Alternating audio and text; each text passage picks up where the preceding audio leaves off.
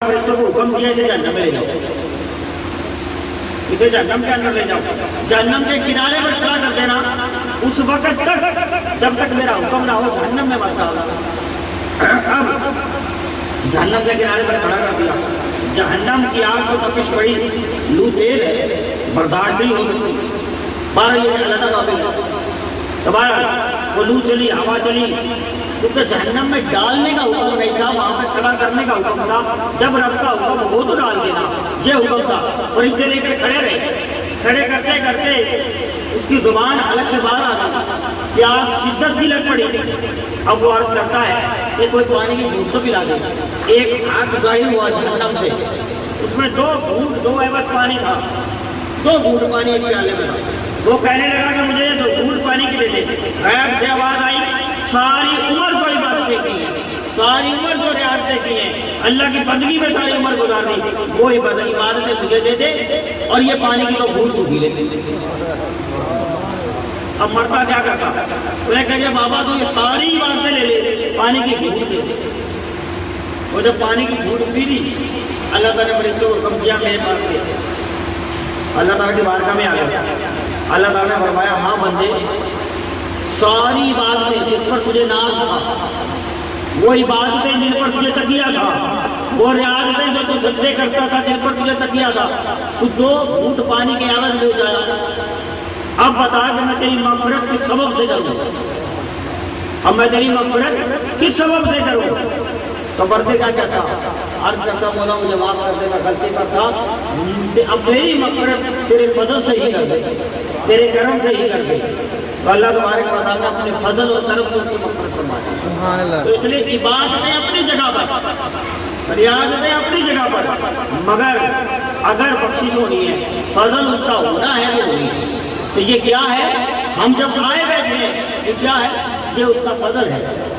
اور قرآن میں اللہ تعالیٰ فرماتا ہے کل بھی بدل اللہ ہے بابی رحمتی بابی ظالی کا فضل اپناؤں وخیر مما یجمعون، کہ میرے فضل پر تمہیں میں نے مسرت عطا فرمائی ہے، اس پر ہی مسرت کرو۔ اللہ قرآن میں فرماتا ہے میں نے اپنے فضل پر تمہیں مسرت عطا فرما دی ہے، خوشیاں عطا فرما دی ہیں، اس پر تم خوشیاں مناؤ۔ تمہارے لیے تمہاری زندگی کے اندر اس سے بہتر اور کوئی شے نہیں ہے۔ تو قرآن کا حکم، تو اللہ تعالیٰ کا فضل کیا ہے؟ ہم پر بے شمار فضل ہے، بے شمار نعمتیں ہیں، مگر اس کے محبوب سے بڑھ کر نعمت نہیں ہے، اس سے بڑھ کر فضل نہیں ہے۔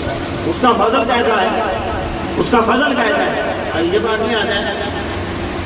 اب مغرب آ گئے، آپ لوگ بھی آئے، ہم بھی آئے، حضور کا ذکر بھی سنا، حضور کا ذکر بھی کیا۔ یہ تو بات ایک علیحدہ ہو جائے گی کہ ایمان عمل سے مقدم ہے۔ ایمان ہوگا تو عمل قبول ہوگا، ایمان نہیں ہوگا تو عمل قبول نہیں ہوگا۔ نمازیں پڑھیں، روزہ رکھیں، حج زکوٰۃ سجدہ دیں، ارکان اسلام ہے، آپ کریں۔ ایمان ہوگا پہلے تو یہ قبول ہے، اگرچہ ایمان نہیں ہوگا یہ قبول نہیں ہوگا۔ ایمان کس راستے سے آنا ہے؟ آقا علیہ السلام نے فرمایا، بے شمار حدیث بتاتا ہے میں کس کس کا ریفرنس دوں، بخاری مسلم کے اندر ہے۔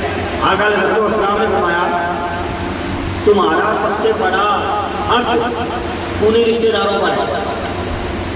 سمجھنا بات کو، تمہارا سب سے بڑا حق بندے اپنی امت کو فرماتا ہے۔ آقا علیہ السلام نے فرمایا تمہارا سب سے زیادہ حق خونی رشتہ داروں پر ہے، اس کے بعد تمہارا حق تمہارے بیوی بچوں پر ہے۔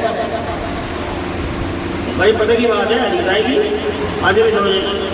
آقا علیہ السلام نے فرمایا جو بیویوں کو زیادہ کیا کرتے ہیں، جو بیویوں کو اچھا نہیں سمجھتے، معاذ اللہ ان کو ظلم کرتے ہیں اور ان کو ستاتے ہیں، تو دکھ دیتے ہیں، آقا علیہ السلام کو فرماتے ہیں تمہارا سب سے زیادہ حق خونی رشتہ داروں پر ہے، اس کے بعد بیوی بچوں پر ہے، اور اس کے بعد تمہارا سب سے زیادہ حق اپنی جان پر ہے۔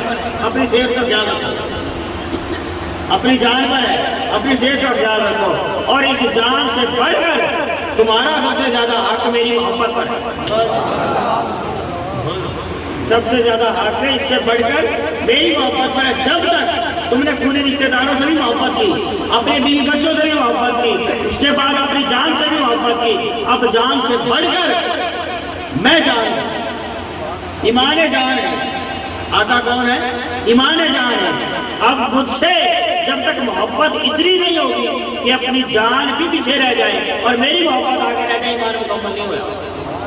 نعرہ تکبیر، نعرہ رسالت، نعرہ تحقیق، نعرہ حیدری، نعرہ غوثیہ۔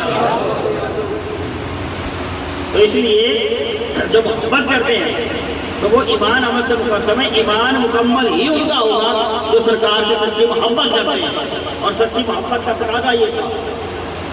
میں پہلے بات کرتا ہوں کہ میرے جتنے بیانات ہوتے ہیں تو میں ان کو بھربھرا طور پہ علمی نقطے کے لحاظ سے میری جو حدیثیں ہوتی ہیں، میرے 94 بیانات سائڈ پہ ہیں تو میں بغیر تحقیق کے بیان نہیں کرتا۔ اب ایمان جان کیسے تھے، ایک حدیث اور سناتا ہوں۔ ایمان جان کیسے تھے؟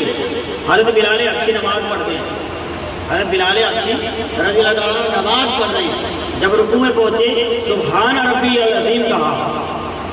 میں نے قرآن بات کیا ہے کہ پتہ بڑی رجال اللہ تلہیہم تجارت ولا بیع عن ذکر اللہ، کہ کوئی بھی سودا ان کو غافل نہیں کرتا۔ اللہ تعالیٰ قرآن پاک میں فرماتا ہے سورہ نور کے اندر کہ کوئی بھی سودا غافل ہی نہیں کرتا، غفلت میں نہیں ہوتا ان کا کوئی سودا۔ کن کا؟ جو ہر وقت اپنے یار کے ذکر میں رہتا ہے۔ اللہ تعالیٰ